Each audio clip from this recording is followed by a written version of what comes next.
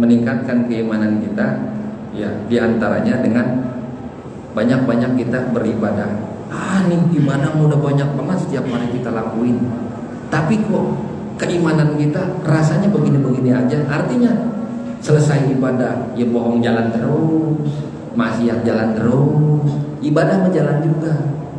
Rasa-rasanya kayak imbang antara ibadah dan maksiat. Bahkan terkadang maksiatnya lebih besar daripada ibadahnya, kan begitu? Ya, ini bagaimana? Padahal udah dijamin. Dikatakan inna sholata tanha anil fahsyai wal munkari. Sesungguhnya sholat itu dapat mencegah perbuatan keji dan munkar. Bener nggak? Ada kan? Itu hadis apa Quran?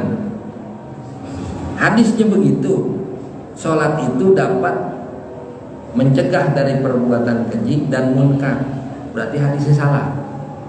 Nyatanya saya sholat tetap aja saya ngomong kotor, saya berbuat yang munkar. Berarti hadisnya salah dong. Bukan hadis yang salah, tapi kualitas sholat kita yang perlu kita perbaiki.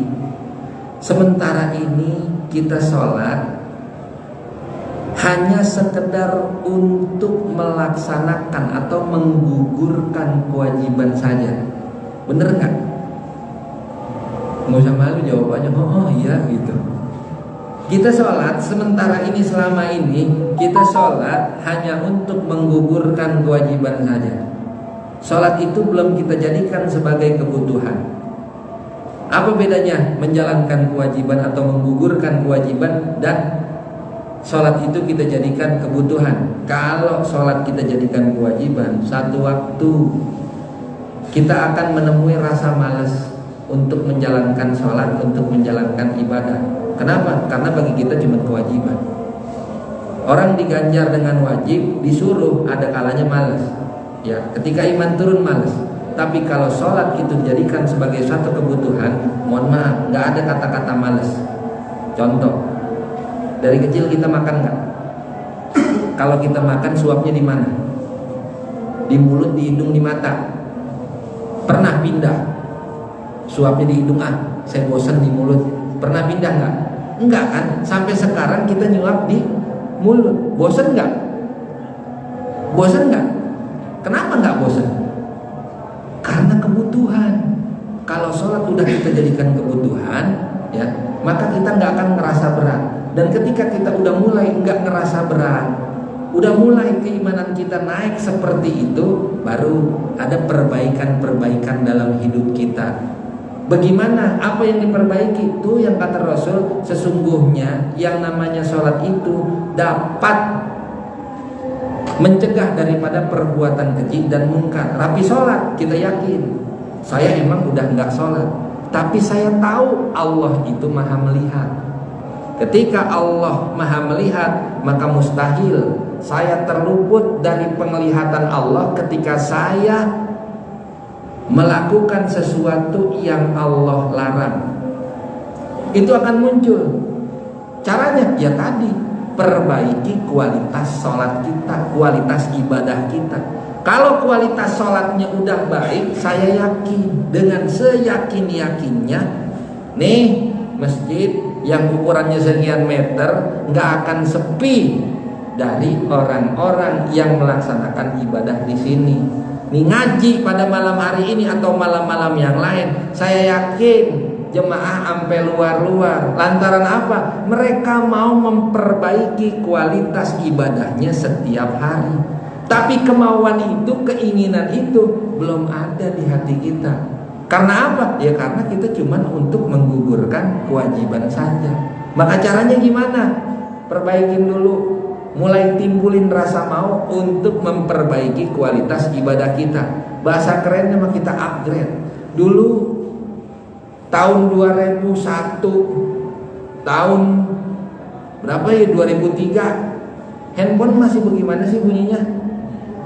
Ya, tilulit kan masih bunyinya.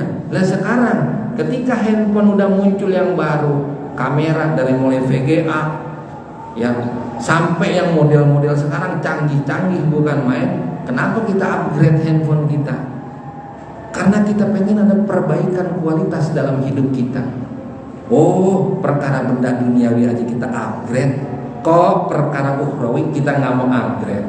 Kalau kemarin memang ketika kita mulai akil balik, sholat kita masih kayak capung cebok, tahu Pak, kecepak. Assalamualaikum warahmatullahi.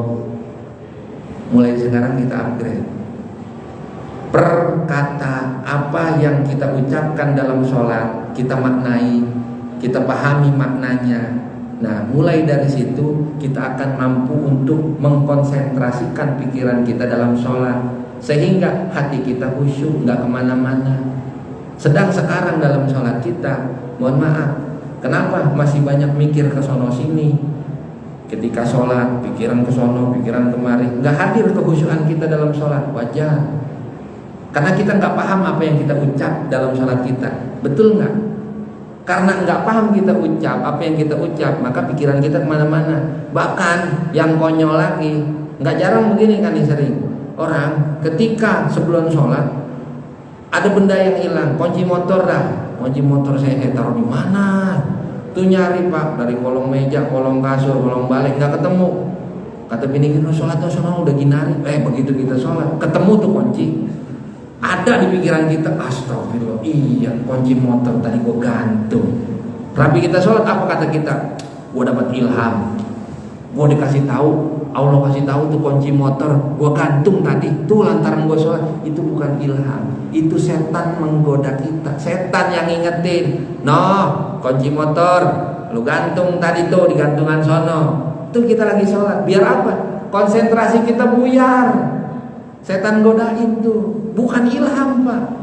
Nah, maka bagaimana caranya? Ya udah, kita upgrade kualitas sholat kita. Cara ngupgrade-nya itu, pahami apa yang kita ucap dalam sholat, maka perlahan nanti Allah kasih taufik kepada kita untuk memberikan rasa khusyuk dalam sholat. Manakala rasa khusyuk dalam sholat udah hadir, sholat akan jadi kebutuhan kita. Enak ya ketika sholat tenang, enak ya kalau udah makan kenyang, sama begitu.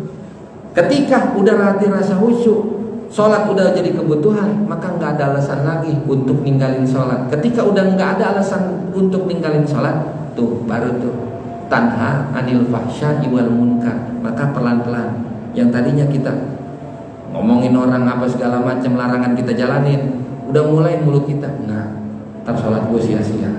Udah mulai mikir ke situ. Kalau sia-sia, enggak nih, Allah marah nih yang begini, Allah nggak suka. Mulai timbul rasa cinta kepada Allah. Ketika timbul rasa cinta kepada Allah, maka luruslah jalan hidup kita.